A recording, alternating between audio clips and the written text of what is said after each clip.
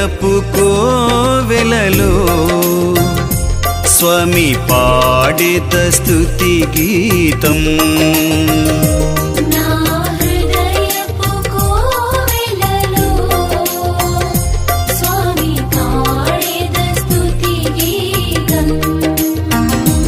నా శరణమని నా కోటయని నా సర్వము నీవేయని